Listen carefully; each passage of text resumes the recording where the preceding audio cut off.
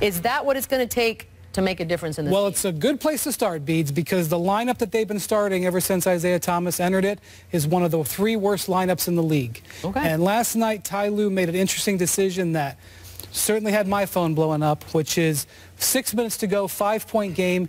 The starters just got worked over in the third quarter like they've been worked over the previous couple of weeks. He puts the starters in to finish the game. They get wiped out by really San Antonio's B team. They're missing a bunch of their players. And, you know, it's like, wow, why would he do that? J.R. Smith, Jay Crowder, Isaiah Thomas defensively just getting destroyed. He did say after the game he's going to make changes, and that's what the front office has been pushing for. They really want him to shake things up. So Friday against Indiana, we'll see what he does. I'm not sure where they go from here because, I mean, what do? Do you put Jose Calderon back in the lineup? Because obviously they had their best stretch when he was there. I know they weren't playing quality opponents at the time, but they were winning games.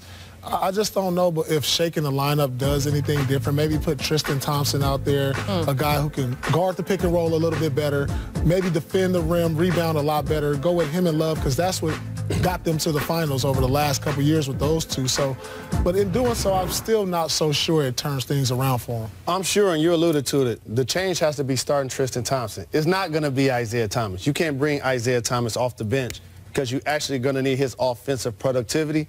And here's a couple of reasons why you bring Tristan in the game. For his rebounding, for his ability to do the intangibles, and also to increase his trade value. Right. If you're going to move him, you can't move him at this point of the season and get some sort of value of a productive player in return by the way he's playing because he's having a bad season based on the way he's performed over the last couple of seasons and his cap number. I agree with both of you. I think they should do that. Here's the problem. They're about ready to trade Channing Frye to the Sacramento Kings if this trade goes through for George Hill. That means they'd have no backup big man if they start Kevin Love and Tristan Thompson together other than rookie Ante Zizic, which I don't think he's ready to play. Their limitations on their roster are definitely an issue, which makes me think that there's a second move that the Cavs are planning to get another center or another big man in there if they're going to go to that lineup change. But I agree with you. Also, J.R. Smith, great guy. I love him. I respect him. You can't play him anymore. He's got to come out of the starting lineup. And whether you put in Kyle Korver or my feeling is rookie Cedi Osman. And the reason I say that is because at least Cedi Osman will play hard. One of the problems with this group right now is they're not playing hard. You know what, I've heard the rumors of these trades, George Hill, possibly DeAndre Jordan. Preach, I know where you're going. Let's just say they do get these two. I still don't think that pushes the needle. Enough. I don't think that pushes the needle. I don't think you're better than Golden State or the Houston Rockets or maybe even OKC when you do that move. So if this is not a move that you can say, oh, they can get over the top right here, such as a DeMarcus Cousins. Then you like, okay, they got a shot. If it's not a move like that, I think you stand pat. Yeah, at what point do you, as an organization, as a team, just sort of look at what you have and what you could potentially bring in and say, none of this is enough, we just need to blow everything up and start over, and if that means something drastic, it means something drastic, because as constructed, that won't get it done. Well, I certainly think that they can do some things to tweak the roster. By the way, PP, no talks with the Clippers right now. So DeAndre Jordan, Lou Williams, I see those rumors out there. Cavs aren't talking to him, okay? What really disturbed me about last night watching the game and talking to some people who are within the organization, LeBron was dispirited down the stretch of that game. So many times we've seen in his career where LeBron's come into a game that could have gone either way in the fourth quarter, and he's carried him home. Maybe he gets him there, maybe he doesn't. He comes in that game yesterday with that lineup, he doesn't even hit the gas. And that's really concerning for the Cavs. Well, the main lineup change that's affecting the Cavs is that they traded Kyrie Irving premature. He had 2 years remaining on his deal. LeBron James had 1. You hold on to the young asset and see what happens, a la Shaq and Kobe. But with that being said, you change the lineup to just try to infuse some enthusiasm, a different level of emotion. Because the way this team is playing, they're not going to win the East like this. You're talking about Houston and Golden State. They won't even make it past Toronto the way this team is playing right now. What is the deal with Kevin Love? Why are we seeing things like we saw last night with, you know, Jay Crowder walking over his body, not helping him up? Wow, that was an incredible moment. Out of everything that you've seen, and not only that, he kind of looks down at him and is like, nope.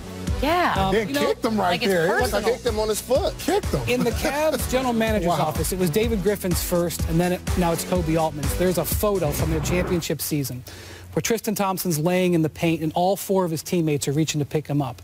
You know, they've got, there it is right there. That's 4 feet by 5 feet in the Cavs. Every conversation Kobe Altman has in his office about trades, that's what he's looking at. Now, granted, it's a time and place sort of thing.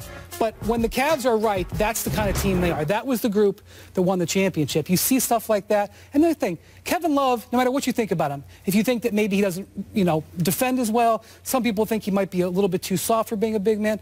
He's been a professional. He was involved in trade talks last year. He didn't complain about it. He came to work the first day of training camp, just got named to the All-Star team. He gets called out over the weekend by his teammates. Right. He comes and takes it and says, hey, we're going to try to spin it forward. He shows up last night and plays. He's not the one complaining. He's handling it like a professional. Is there any chance that he would want out at some point, knowing this team's not going to win another trophy and his pride at this point is at stake? He says no, which is the professional thing to do. Right. But I'd love to know what he really feels and what he says. Well, here's the difference between struggling teams and really good teams. And Paul won a championship. He'll tell you this.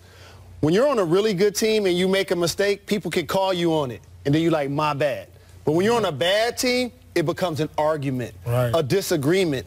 And you saw a winning team, a championship-level team, rush to help their teammate up. This Cavs team, you saw Crowder walk over Kevin Love. Yeah. And that's not the first time we've seen a player on that team do that to Love. So this is why you have to make a move. You know, this team went to the finals 3 straight times. You know, where's the love lost? I mean, you know, these guys have been together. Maybe not Crowder, but certainly LeBron. You know, he was there. You know, when you're on a good team, you're having fun. You know, I've been on teams where guys ran the whole length of the court to come pick me up. I'm talking about, you know, that's a team right there. Now, why should this team feel like they're in that place, even though they're struggling? They have to feel somewhere inside that, look, we're the best team in the East. We can get back to the finals. Let's not worry about regular season. You know, there's times where they're coasting, but guys, you know, we'll pick it up when time's necessary. But you don't have that feel that they can do that this year.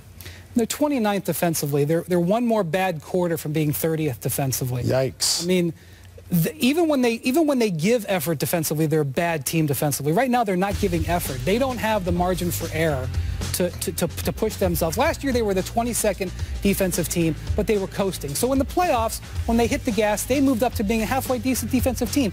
This year, look at where they are. You can't all of a sudden improve to 15th by, you know, just by playing harder, and that's an issue. You know, it's so funny because if I'm Kyrie Irving, I'm sitting on my couch with some popcorn like, look, I jumped off the Titanic. He did. And as a matter of fact, that's why he's liking videos of LeBron James yelling in the huddle at an assistant coach, because this is probably why he wanted to leave, to be in a situation where it was all about the guys, not necessarily about only LeBron James's leadership, and then trying to figure out what everybody else is going to do. It's ugly. It's a different kind of ugly than we're used to. I covered the 4 years of the Miami Heat where we had all kinds of drama, right? You were in on a lot of that stuff. I've covered this team now for 3 years. All that stuff, subtweeting, you know, issues here, issues there, mid-season trades, David Blatt being fired at midseason. I've never seen it like this. You're the ultimate Cavs and LeBron James insider. I must ask you this. With this level of dysfunction, is this making it easier for LeBron James to exit stage left, where he can now say, look at what the franchise made itself into? My hands are clean. See, here's the thing. When the Cavs won 13 in a row in December, I would say the answer to this question would be, we have to see where things are in June. When they've lost 8 of 10 or whatever it is, preach to me, has to be where he is in June, because that's all that matters, where they are in June. That said, LeBron knows that they could have had a trade for Eric Bledsoe and Paul George. Didn't get done. They possibly could have traded Kevin Love and gotten Paul George. Couldn't get it done. And he didn't want to trade Kyrie Irving. And they had 2 bites at the apple, because after the Kyrie trade happened, they saw Isaiah Thomas's, and they had his MRI, and they had 3 days where they could have pulled it back, and they still did it. Now, here's what Dan Gilbert would say if he was sitting here and being honest. He would say, I needed you to commit LeBron to next year, and then we could have done those trades. But at the end of the day, LeBron has earned the right to have options. And all the difficulties that LeBron gives you, you know, issues in the locker room, you know, not committing, they're all worth it. If you have LeBron on your team, you know. And so it's a chicken and egg thing, but ultimately the Cavs are responsible. And LeBron's sitting there every day saying, I could have Paul George on my team. I could have Eric Bledsoe on my team. Right now I have a guy I've never met. Isaiah Thomas, who's a shell of himself, and Jay Crowder, who's having the worst season of his career. I mean, Paul George on the Eastern Conference team would have been an all-star. Could have said that. True story.